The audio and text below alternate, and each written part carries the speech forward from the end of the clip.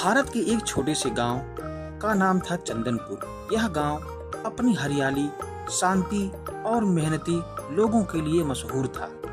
गांव के बीचों बीच एक पेड़ ऐसा था जो हर किसी को चौंका देता था।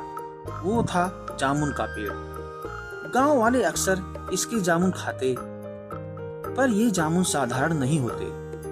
जिस भी व्यक्ति के मन में जो भावना होती, जामुन खाते ही वही असर सामने आ जाता।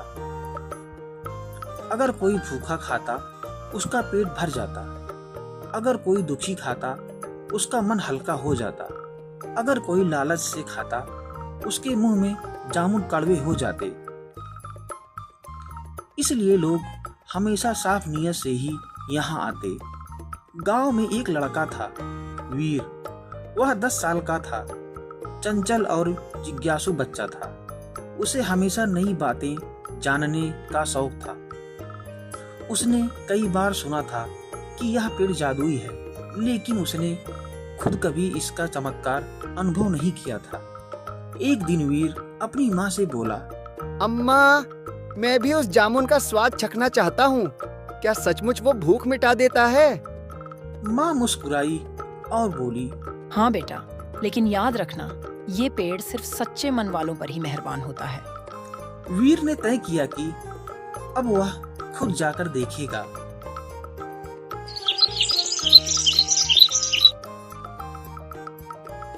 अगली सुबह वीर चुपके से मंदिर के पीछे पहुंचा।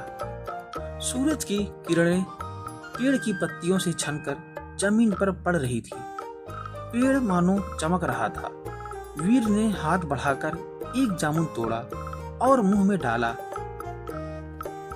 जैसे ही उसने जामुन खाया, उसके सामने सुनहरी रोशनी छा गई। एक मधुर आवाज आई, बच्चे, तू कौन है? वीर घबरा गया, पर साहस जुटाकर बोला, मैं वीर हूँ। मैं बस देखना चाहता था कि आप सचमुच जादुई हैं या नहीं। पेड़ हंस पड़ा और पत्तों से फिर वही घंटियों जैसी ध्वनि गूंज उठी।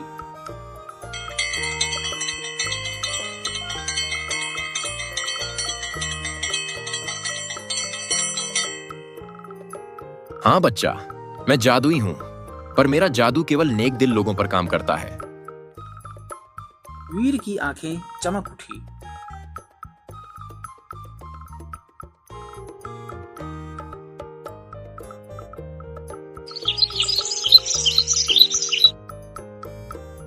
उसी समय गांव में एक बड़ी समस्या खड़ी हो गई। उस साल बारिश कम हुई थी और खेतों में फसल सूखने लगी थी। तालाब सूख गए थे। मवेशी प्यासे रहने लगे। लोग परेशान हो उठे।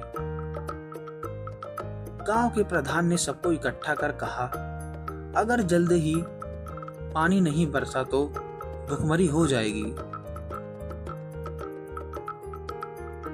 सभी दुखी थे। तभी किसी ने कहा, क्यों ना जादुई जामुन के पेड़ से मदद मांगी जाए। सभी गांव वाले मंदिर के पीछे इकट्ठा हुए।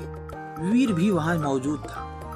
गांव वालों ने पेड़ से प्रार्थना की, हे जादुई पेड़, हमें पानी चाहिए, हमारी फसलें बचा लो। पेड़ शांत रहा। फिर उसने गहरी आवाज में कहा, मैं तभी मदद करूंगा जब गांव वाले लालच और स्वार्थ छोड़ देंगे। जब तक तुम आपस में झगड़ोगे और सिर्फ अपने बारे में सोचोगे, तब तक बारिश नहीं होगी। गांव वाले चुप हो गए।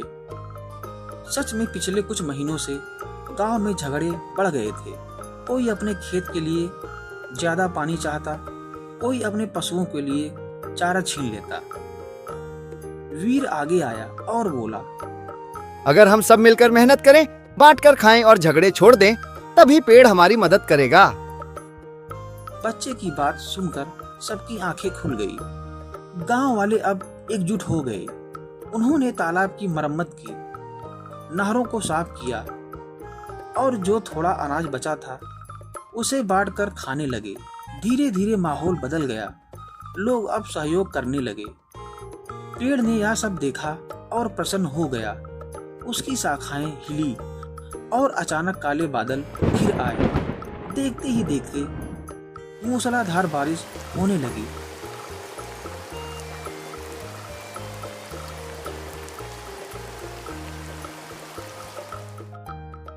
खेत हरे भरे हो उठे और गांव में खुशी लौट आई।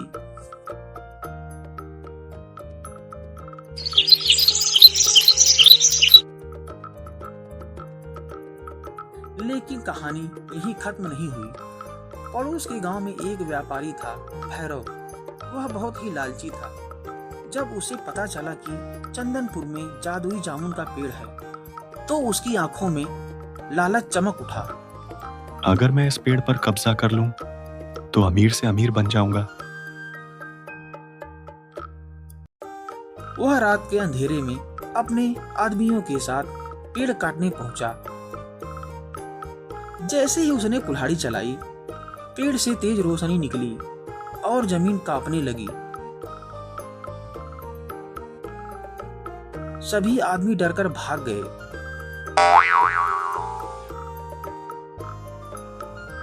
लेकिन भैरव पेड़ को पकड़कर चिल्लाया, मैं तुझे काट कर ले जाऊंगा। अचानक पेड़ की जड़ें हिलने लगी और उसने भैरव को कसकर पकड़ लिया। भैरव चिल्लाया, बचाओ बचाओ।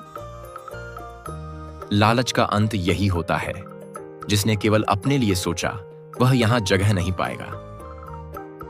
और देखते ही देखते भैरव एक छोटे पत्थर में बदल गया। वो पत्थर आज भी पेड़ के नीचे पड़ा है। लोग उसे देखकर समझ जाते हैं कि लालच का नतीजा बुरा होता है।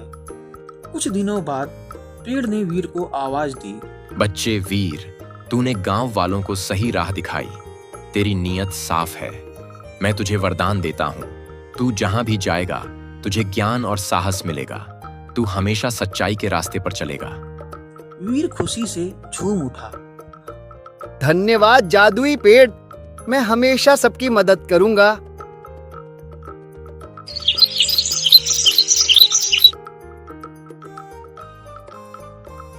समय बीतता गया। चंदनपुर अब सुखी गांव बन गया है। वहां लोग झगड़ते नहीं थे, सब मिलजुल कर रहते थे। जादुई जामुन का पेड़ अब भी वहां खड़ा है, लेकिन वह केवल नेक दिल और सच्चे मन वाले को ही अपना जादू दिखाता है। गांव के बच्चे अब भी उसकी मीठी घंटियों जैसी आवाज सुनकर कहते हैं, देखो, जादुई जामुन का पेड़ हमसे बात कर रहा है।